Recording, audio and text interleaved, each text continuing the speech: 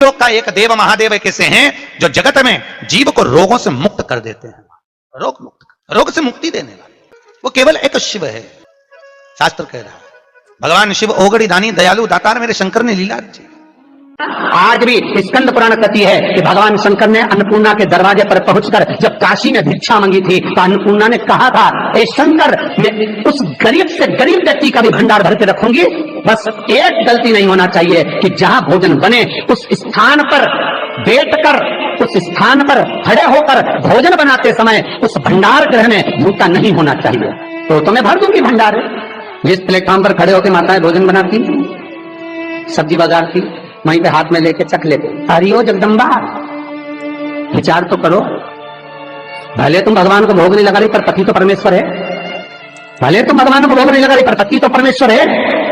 पति के लिए कहा परमेश्वर, मतलब भले भगवान की तुमने सेवा नहीं करी, भले अर्चना नहीं करी, भले पूजन नहीं करी, पर पति तो परमेश्वर है। तब नहीं तो वही समझ आए। घर में जो सास रहती है वो भी तो माँ है, जो पिता रहता है वो भी तो बद्रीनारायण है। मारा फिर क्यों कर भी बनाना है तो भी तुम्हारे घर में स्वाद नहीं रहेगा।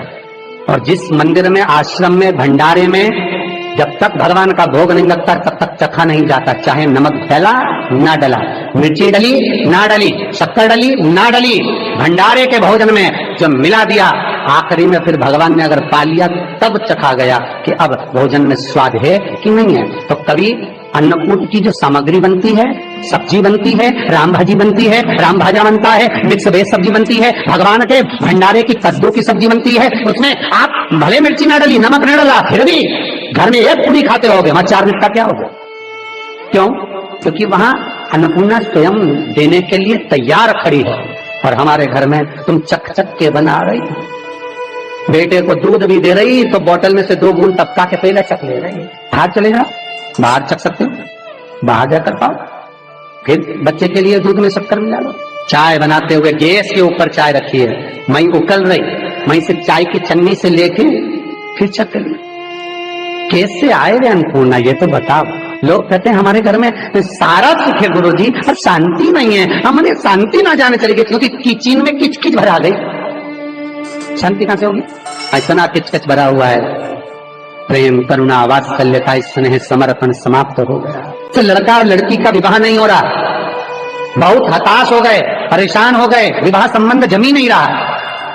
किसी भी बुधवार के दिन तांबे के कलश में चने की दाल को भर लीजिए, किसी भी बुधवार, और तांबे के कलश में चने की दाल को भर लो, उसमें 2 गोल सुपारी रख लो, पूजन वाली सुपारी रखकर 2 सिक्के उसमें रख लो, पीले कपड़े से मुख बांध दो, उसका पूजन करो बुधवार के दिन भी, और गुरुवार के दिन उसका पूजन स्नान करने के बाद करना। पर घर में किसी से बात मत करना, मुख से शब्द मत, मुख झूठा मत करना।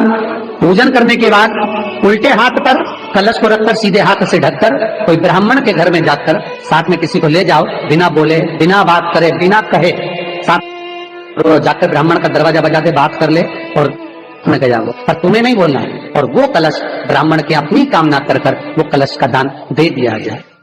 महाराज ज्यादा से ज्यादा 4 महीना, 3 महीने के अंदर विवाह संबंध पक्का हो जाता है। विवाह से चने की दाल का दान कोई सहज नहीं है। जिस नारी का रजोधर्म के अंतर्गत नारी को जो परेशानियां होती हैं, कोई के 8 दिन पहले, 4 दिन पहले, 3 दिन पहले कहीं ना कहीं रजोधर्म के अंतर्गत जो बीमारियां होती हैं, उसके लिए महाराज 7 चने की दाल के दाने तुलसी महारानी के सामने कटोरी में रखकर तुलसी के 3 पत्ते उसमें डालकर अपनी मनोकामना कर कर तुलसी में 3 बार जल छोड़कर वो तुलसी और वो चने की दाल ले जाएं और उसको धीरे धीरे कर कर एक एक कर कर सुबह शाम दोपहर में उसको खा लीजिए। रजो धर्म से जुड़ी हुई परेशानी समाप्त। कोई सहज नहीं है महाराज। चने की दाल को स्वर्ण दान का भी भाव कहा गया। हमारे हिंदू धर्म में चने की दाल को स्वर्ण दान भी करते हैं। जो व्यक्ति स्वर्ण दान नहीं कर पाता वो चने की दाल का दान कर देता है, तो स्वर्ण दान के बराबर मानने वाला। फिर निवेदन करा, चने की दाल का व्याख्यान वर्णन फिर किया गया। मान लो कोई प्लाट है, कोई प्रॉपर्टी है, कोई जमीन है, कोई जायदाद और नहीं बिक रही, बहुत परेशान हो गए, लाखों करोड़ों रुपए तुम्हारे डूब गए और ये प्रॉपर्टी बिके, तब तुम उबरो, तो उसके लिए चने की दाल को 1 रात्रि पहले रविवार के दिन घर में गला लीजिए और उसको गलाकर दूसरे दिन उसमें थोड़ा सा चंदन मिलाकर पीस लीजिए। पर पीसना आपको मिक्सर में नहीं है, पीसना आपको सिलबट्टे पर, चकोटी पर जो आपके यहाँ उससे उसको पीस लीजिए। और पीसने के बाद उसमें थोड़ा सा दूध मिलाकर शिव मंदिर में जाकर शंकर भगवान के शिवलिंग का सोमवार के दिन लेपन करिए। लेपन कर कर अपनी कामना कर कर शिवलिंग पर 3 उंगलियां लगा लीजिए। अपनी कामना कर कर जो 3 उंगलियां आपने लगाई है, उंगली हटाते समय चंदन के लेपन को जो लगाया अपने चने की दाल का लेपन, स्वर्ण का लेपन, उसको हम कहते हैं स्वर्ण लेपन, उसको लेकर आ जाइए। महाराज उसको थोड़ा सा लेकर आ जाओ, एक किसी भी फूल में उसको लगाकर जो जमीन जो प्रॉपर्टी जो जगह बेचना है वहां पटक दीजिए महाराज। उसके ग्राहक आना चालू हो जाएंगे और वो प्रॉपर्टी शीघ्र बिक जाएगी। अपनी कामना के अनुसार बिकेगा कि कितने में आपको बेचना, अपने अनुसार। महाराज चने की दाल स्वर्ण दान के बराबर है। चने की दाल तो सहज नहीं समझा जाता, गुरु भक्ति के लिए बहुत मूल है। माताएं कई बार पीले गुरुवार करती हैं या केले के पेड़ के नीचे पूजन करती है तो चने दाल समर्पित करती है। क्यों करती है? उसका भाव है स्वर्ण दान के लिए, वांछित फल की प्राप्ति के लिए, मनोकामना के लिए। जिस जमीन में फसल कम होती हो, जिस जमीन में प्रॉपर्टी के अंतर्गत कहीं लाभ नहीं मिल रहा हो, जो कई लोग जमीन की दलाली का काम करते हैं ना, जमीन में बेचवाते हैं, खरीदवाते हैं और कोई लाभ ही नहीं मिल रहा, कई दिनों निकाल दिए, साल निकाल दिए, कोई लाभ नहीं हुआ, तो निवेदन है शंकर भगवान के मंदिर में शिवलिंग पर 108 चने के दाल समर्पित करो।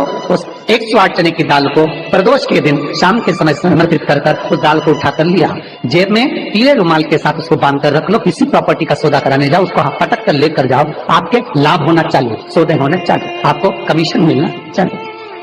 करना आपको है। कोई भी चीज जो भगवान को समर्पित हो रही है उसमें कोई चीज